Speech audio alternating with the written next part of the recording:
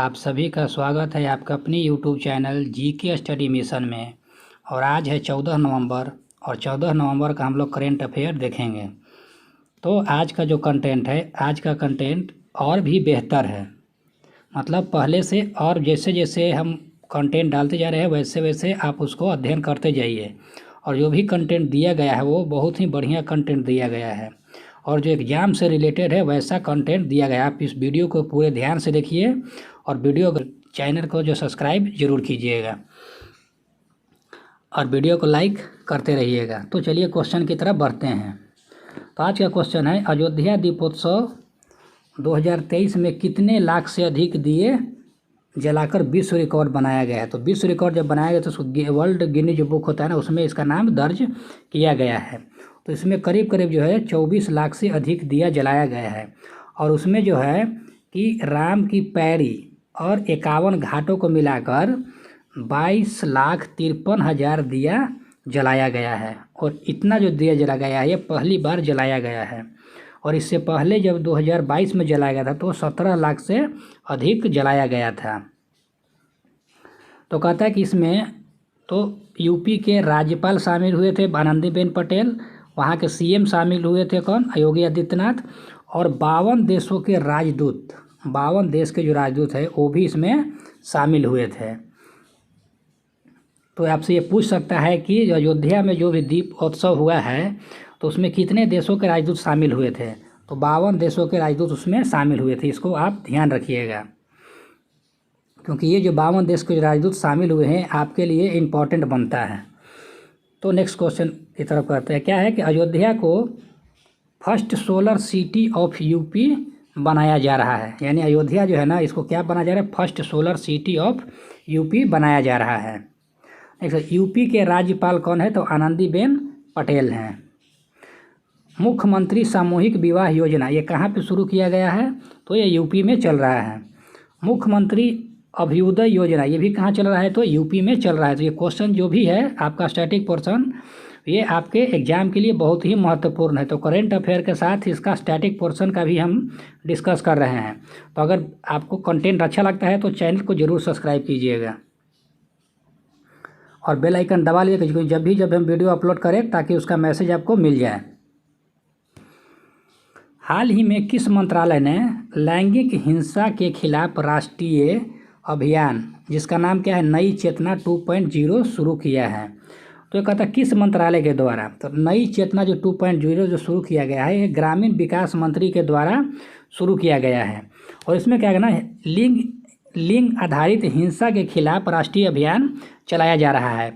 तो ये आपसे क्वेश्चन पूछ सकता है कि किसके खिलाफ जो है ना लैंगिक हिंसा जो राष्ट्रीय अभियान है, या ऐसा नहीं पूछेगा तो आपको चेतना पूछ देगा कि चेतना 2.0 जो चलाया जा रहा है वो किस लिए चलाया जा रहा है। तो लैंगिक आधारित हिंसा के खिलाफ जो राष्ट्रीय अभियान है यही चलाया जा रहा है इसके लिए।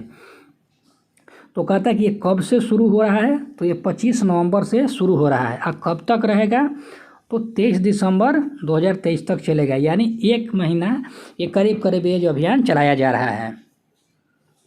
तो कहता है कि इसमें कौन कौन शामिल, तो 34 जो है ना राज्य और केंद्र शासित प्रदेशों को इसमें शामिल करके इसको मनाया जा रहा है। किसको, तो राष्ट्रीय अभियान को मनाया जा रहा है।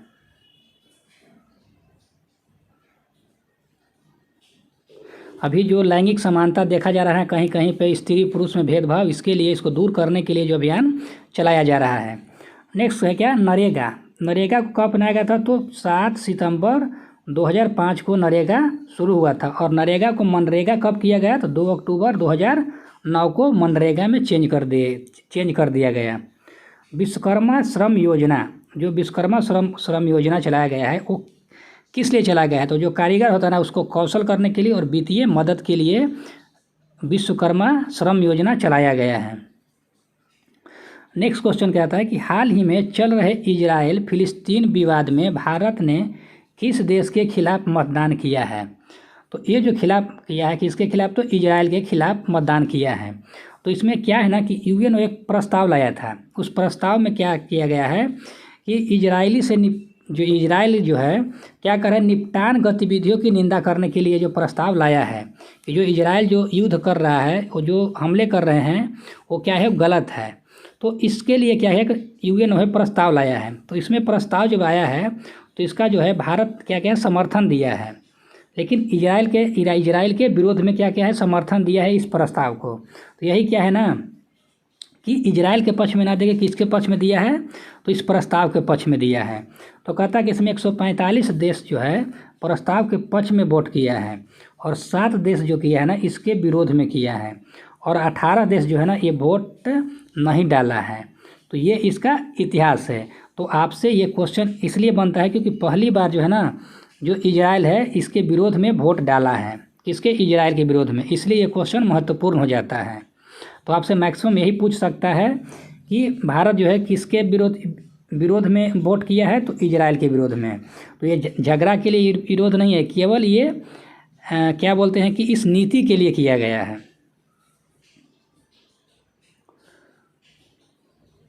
कहते हैं हमास जो है, हमास संगठन ने इजराइल पर हमला कब किया था। जो हमास का जो संगठन था वो कब हमला किया था, तो आप ये डेट याद रखिएगा क्योंकि आने वाले एग्जाम में ये डेट आपसे पूछ देगा। तो 7 अक्टूबर 2023 को ऑपरेशन अजय कहाँ चलाया जा रहा है, तो भारत और इजराइल के बीच चलाए गए हैं। ऑपरेशन ऑपरेशन करुणा है, तो ऑपरेशन करुणा भारत और म्यांमार के बीच। ऑपरेशन कावेरी भारत और सूडान के बीच। नेक्स्ट क्वेश्चन है, हाल ही में पीएम मोदी पर आधारित गाना, जो पीएम मोदी हमारे प्रधानमंत्री हैं उन पे गाना गया था, एविडेंस इन मिलिटेट्स, ये गाना गाया था। वो जब गाना गाया गया था तो इसको किस पुरस्कार के लिए नामित किया गया, पुरस्कार मिला नहीं है, ये क्या किया गया है, केवल नामित किया गया है कि ये पुरस्कार मिलना चाहिए। तो कौन से पुरस्कार के लिए नामित किया गया है, तो आपसे क्वेश्चन एग्जाम में आ सकता है। आप इसको स्टार मार्क 99% रखिए कि जो भी पीएम मोदी से जो रिलेटेड गाना गाया गया है उसको किस अवार्ड के लिए नामित किया गया है, तो ग्रैमी पुरस्कार के लिए नामित किया गया। और जो ग्रैमी पुरस्कार है, ये जो पुरस्कार है संगीत के क्षेत्र में सबसे अव्वल दर्जे का है, यानी संगीत उद्योग में उपलब्धियों की पहचान करने के लिए, यानी सबसे जो अव्वल दर्जा का होता है ना, ये संगीत के क्षेत्र में ग्रैमी अवार्ड। तो कहता है कि ये जो है ना एक पहले भारतीय रविशंकर जी को दिया गया था 1968 में। ये पहले भारतीय थे जिनको ग्रैमी पुरस्कार दिया गया था। और अभी हाल फिलहाल में जो दिया गया है कि इनको रिक्की केज को दिया गया है, भारतीय संगीतकार हैं और इनको 2023 के लिए अवार्ड दिया गया है।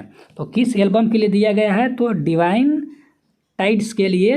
ये क्वेश्चन आपसे पूछ सकता है कि ग्रैमी अवार्ड 2023 जो है भारतीय को दिया गया है वो किस एल्बम के लिए दिया गया है, तो डिवाइन टाइड्स के लिए दिया गया है, आप इसको याद रखिएगा। और ये जो रिक्की केज है ना, तो रिक्की केज को अभी तक 3 बार ग्रैमी अवार्ड दिया जा चुका है, यानी ये 3 बार अवार्ड ले चुके हैं ग्रैमी अवार्ड। तो आप समझ सकते हैं कि संगीत के क्षेत्र में इनका कितना अव्वल दर्जा है। और आगे कहता है कि अंतर्राष्ट्रीय बाजार में 2023 जो वर्ष 2023 है, इसको संयुक्त राष्ट्र जो है किस रूप में घोषित किया है, तो बाजरा वर्ष के रूप में घोषित किया है। तो आप इसको याद रखिएगा कि संयुक्त राष्ट्र द्वारा अंतर्राष्ट्रीय बाजरा वर्ष किस वर्ष को घोषित किया गया, तो 2023 को। और ये जो प्रधानमंत्री के जो गाना गाया गया है, तो ये फाल्गुनी शाह, ये भी याद रखिए, फाल्गुनी शाह और गौरव शाह, ये दोनों जो मिलकर है ना इस गाने को कंपोज भी किया और गाया भी। तो इसलिए ये दोनों का जो फाल्गुनी शाह का और गौरव शाह का, क्योंकि ये पति पत्नी है, ये दोनों को याद रखिए।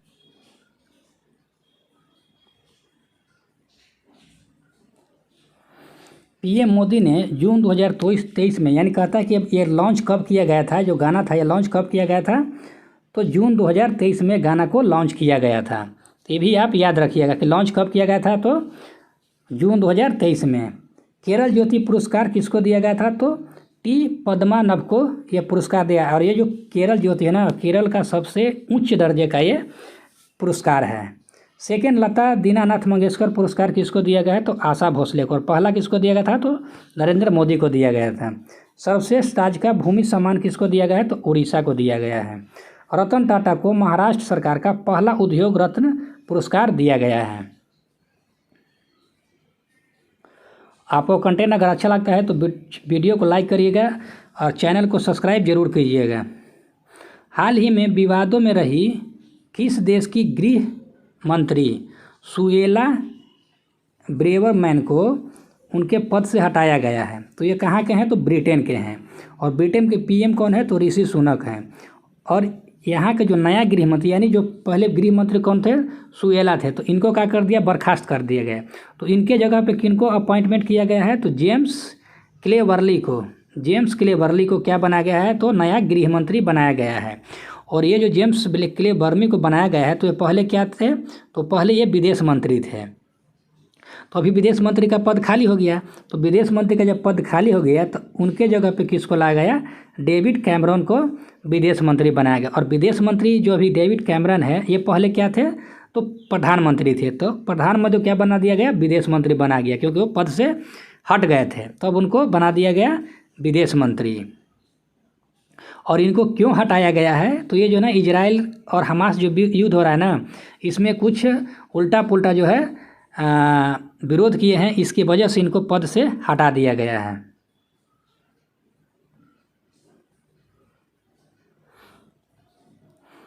कहते संचित निधि और लेखा निधि ये किस अनुच्छेद में है? तो अनुच्छेद 266 में है। वित्त आयोग का किस में है? तो अनुच्छेद 280 में है। आप इसको भी याद रखिएगा, क्योंकि ये आपसे पूछ सकता है एग्जाम में। नेक्स्ट क्वेश्चन, हाल ही में देश में दुनिया का सबसे ऊंचा परमाणु अनुसंधान रिएक्टर स्थापित किया जाएगा। तो ये कहाँ पे किया जाएगा? तो ये बोलीविया में स्थापित किया जाएगा। और बोलीविया कहाँ है? तो दक्षिण अमेरिका का एक देश है, दक्षिण अमेरिका का। और ये जो है 4000 मीटर ऊंचा बनाया जा रहा है। कहाँ से ऊंचाई नापा जाता है? तो समुद्र तल से ऊंचाई नापा गया है। और कौन सा कंपनी बना रहा है? तो रोसाटॉम जो कंपनी है ना, ये रूस का, यही क्या बना रहा है? ये परमाणु अनुसंधान बना रहा है। और यह जो रिएक्टर है 2025 तक संचालित किया जाएगा, यानी 25 तक से यह क्या है कि संभावना है कि 25 तक ये क्या हो जाएगा? चालू हो जाएगा। साहित्य का शहर किसको घोषित किया गया है? तो कोझिकोड को घोषित किया गया है। वर्ष 2023 का ब्रिटिश अकादमी पुस्तक पुरस्कार किसको दिया गया है? तो नंदिनी दास को दिया गया है। तो ये हमारा करेंट अफेयर का पोर्शन था और प्लस स्टैटिक का था। तो ये हमारा इतना ही है। और अब सुपर फास्ट सीरीज नंबर 6 हम देखते हैं। जो पीछे का जो करेंट अफेयर रहता है उसको हम इसमें रिवीजन करते हैं, और कुछ नया करेंट अफेयर को हम एक लाइन में देखते हैं। ये जो क्वेश्चन है आपको एग्जाम में डायरेक्ट देखने को मिलेगा, तो इसको भी आप लोग याद करते चलिएगा। और इसका PDF जो है टेलीग्राम पर दे दिया गया है, आप टेलीग्राम से आप लोग डाउनलोड करके इसको रिवीजन करते रहिएगा, ताकि आने वाले एग्ज़ाम के लिए आपको सुविधा हो जाए। तो कहता है कि हाल ही में विश्व दयालुता दिवस कब मनाया जाता है? तो विश्व दयालुता दिवस कब मनाया जाता है? तो 13 नवंबर को मनाया जाता है। हाल ही में नौसेना की पूर्वी बेड़े का कमान किसने संभाला है? तो राजेश धनखड़ ने संभाला है। हाल ही में किस देश के वायुसेना के B-21 रेडर ने अपनी पहली उड़ान भरी है? तो ये कहाँ के भरी है? तो अमेरिका के। आपसे इतना ही याद रखना कि B-21 रेडर, तो ये कहाँ से है? तो अमेरिका से है। हाल ही में गाजा में संघर्ष के बीच इजराइल ने किस देश को वायु रक्षा प्रणाली बेचा है? यानी युद्ध भी हो रहा है तो उसी बीच में क्या किया है?